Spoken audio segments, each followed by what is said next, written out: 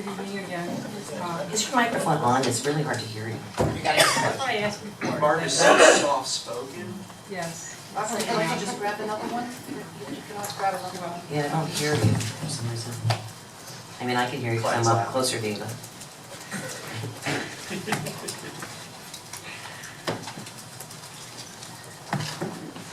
Is that better? Much, thank you. Here's a summary of the CIP that's currently being proposed. I just wanted to note that all of the projects that are listed in the fiscal year 2015 column have been included in the budget that was presented earlier this evening to you. And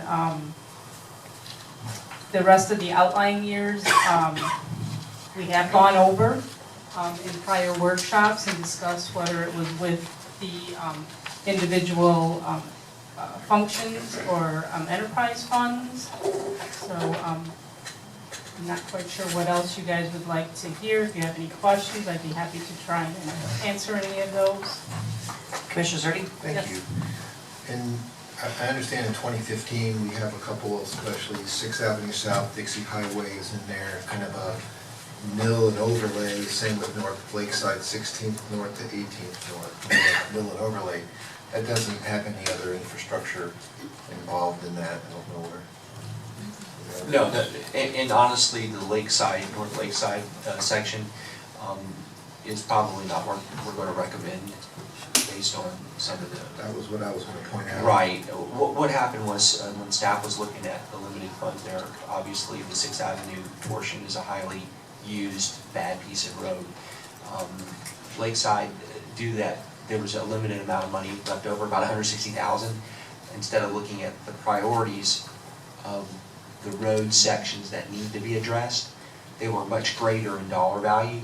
So they fell down the list until they hit a $160,000 project, which is an interesting way to do it, but it's probably not. It's a slump. So how to spend that 160 in the most effective way, because most of the next roads that are really bad are much higher dollar value, so we would have to do a section. And that's part of a policy discussion we'll work out, but we wanted to put something in there, and that's how these two road projects go. And just to follow up then, on the subsequent years, those are just projections. When you look from 2015 to 16, it goes from 358 to 1.1 million, so. And here's the understanding, with the outline of fiscal years, we're making a real attempt to make sure that everyone understands these are projects that need to be done. They're identified and queued up. There is no money. There is no 1 million money next year. That's just what it would cost to do those if we have it. And we're putting them out there to make sure you understand that these things still need to be done. But what will happen is if we don't have the money, we'll bump it 2016 will become 2017 and everything will get bumped behind it. That's generally what governments end up doing when they don't have the funds for capital projects. They just keep bumping the projects out. So while it's there, there is no money identified for those. I would just, in regards to what Commissioner Zerdy said, we've spent all this time working on the, the PCI index and going on and grading all the road systems, whatever. It's obvious that that possibly that information hasn't been built into our capital improvement program, or it has, but... In this next year, the projected budget, that's one example of where there wasn't enough money to do the next projects. So staff went down the list until they hit a $160,000 total project. Gotcha, okay. Because the other ones ahead of it are more dire in need, but they're much greater in dollar amount, and they would have to be somehow broken down. That's how they came up with the North Bay. And I can tell you, we'll have discussions, it probably won't be that. Okay. All right, Thank you, Commissioner Mayor. McCoy? Oops. Did you have No, more? just thank you. Please. So I'm a little confused, given that we've been talking about the bond issue approach to getting street work done.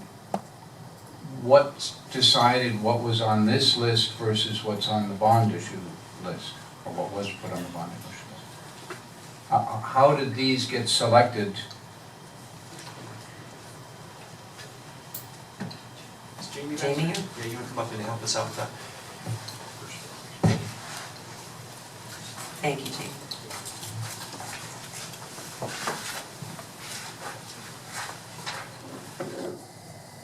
Okay, Jerry Brown, Public Services Director. The question was, how did we select these projects? Well, if you notice at the top,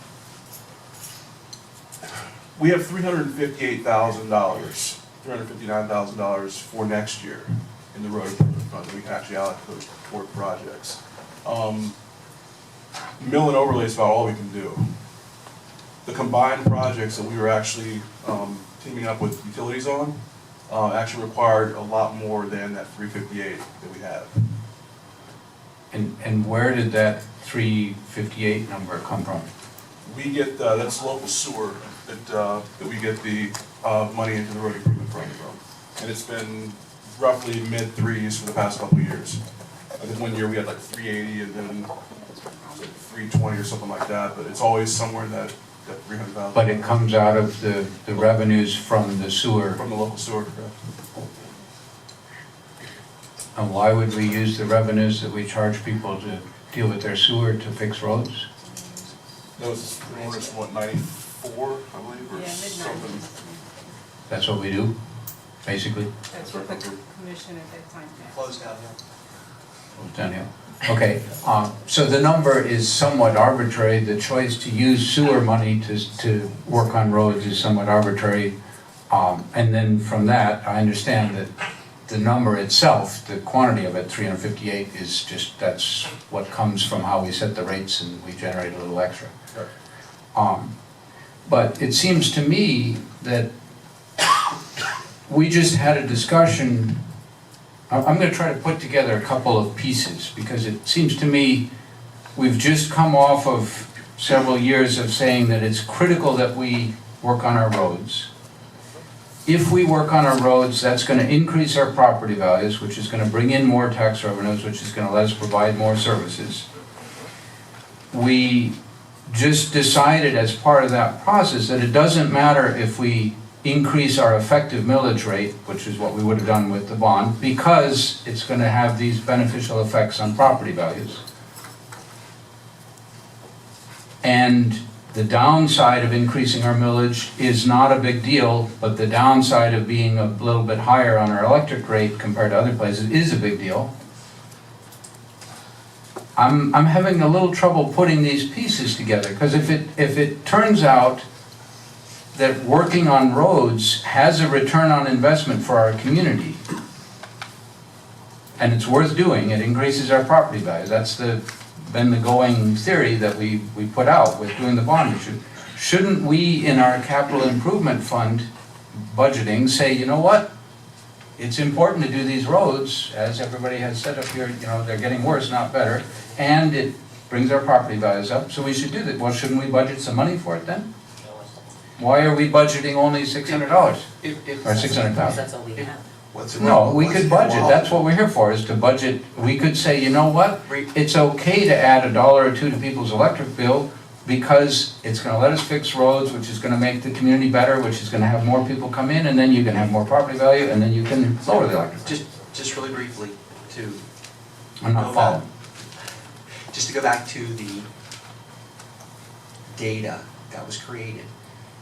First and foremost, there was a combining of pre-existing utility project needs that was first identified that needed to happen. So Larry and the water and the sewer and those projects need to occur.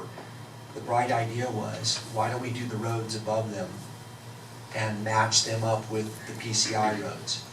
Those roads in the first year totaled, I don't even know what the utility, the master plan, we called it, remember the RUMP? Yeah. Road Utility Master Plan?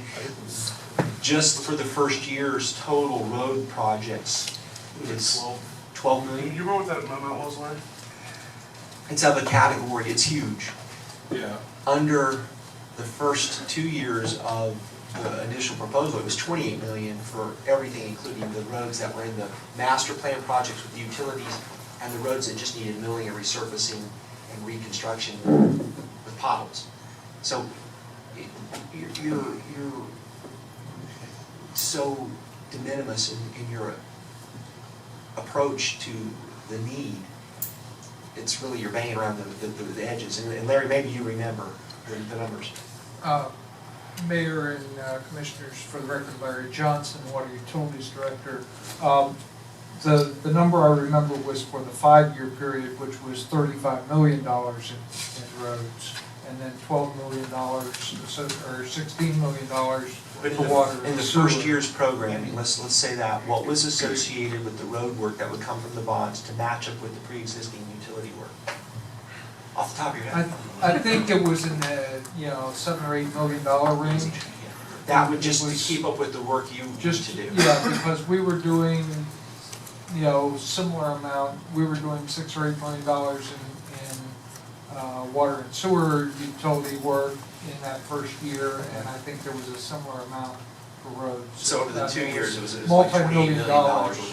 And that included that coordination work with the utility work, and then it was decided to add roads that had the PCI of 56 and above, up to 83, and that road list was created for repays. Can you talk And the closer? first year, that one was added to it, so it's millions of dollars. It's not just 100,000 here and there, it's millions. It's like Carl said.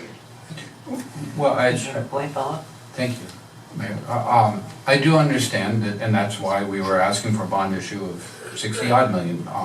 That it's a major capital investment. But what I'm wondering is, and I also totally get the concept that seems very reasonable, that if you're gonna do, if you have in mind that you need to do some underground stuff, whether it's sewer or water, do that at the same time that you're fixing a road that also is in need of help. But there are probably some roads around the community that don't need water and sewer, but do need road help. Is that not true, that there are some of those? That's the PCI roads, yeah. Which are the mill and the surface. That's what's here. Right, and so my question is, if we have established to our own, that we're convinced of it, that fixing up roads makes us wealthier by increasing property values, shouldn't we be investing more than $600,000 investing in ourselves for roads to improve some of those on the argument that we've just made? And that is the dilemma. That's the little, Exactly. what's in your wallet? Yeah, we're gonna get it. Well, we have talked, all of these, that's what we're here for. That's our job as commissioners, is to make those difficult decisions and say, we are convinced that there is a return on investment of doing this type of work. Fixing roads makes your community wealthier. That was what we said, and if that's true, shouldn't we be doing that? Show me the money. Again, where are we gonna get the money to pay for it? Where? Show me the money. Well, you have several options. You can fiddle with the millage rate, you can fiddle with the utility part. So we can raise taxes, we can raise utility costs. If you really believe the argument that fixing the roads has a return on investment, then you should do the calculation of how much should you invest to get a return. Keeping in mind, don't do it for roads that you don't have the money to do the full blast, digging them up. I think they're all disincentives though. I mean. Vice Mayor? Yeah, very quickly, I understand what you're saying, Commissioner, but the bottom line is this: if you raise the tax, first of all, the millage rate, we only have about 1 mil, 1.1, 1.1 mil to raise it, which is gonna generate 100, what's $1 million, $1.4 million. 1.2? So- 100, no. Come on, Bart, I'll tell you. 1 mil is about, it's gonna be a little over $1 million. I think that's my recollection. My point is, so if you raise the mill, if you go to the statutory limit, you're gonna raise another million, a little bit more than $1 million, and that's not gonna do what we set out to do. Now we get to take the label of having some of the highest electric rates on the planet to now having the highest taxable rate In the state, It's sold. both of which are disincentives, which is exactly why we're going about it this way, which is exactly why we came back to the voters and asked them to look at things differently, which is exactly why we're weaning ourselves from the electric. All the things we've been trying to do, you can't, we're bone on bone now, this is it. So we have $360,000 available to us next year, and we're gonna take 2 partial roads that don't require any underground utility work, and we're gonna fix those roads. I move to adopt the budget. Do I have a second? Second. Second. Any public comment words? No, ma'am. All those in favor? Aye. Aye. All Nay. those opposed? Motion carries 4-1 with Commissioner Boyd absent. Okey dokey. Item 12B, city attorney, you've been quiet for a while, could you read the ordinance? Ordinance number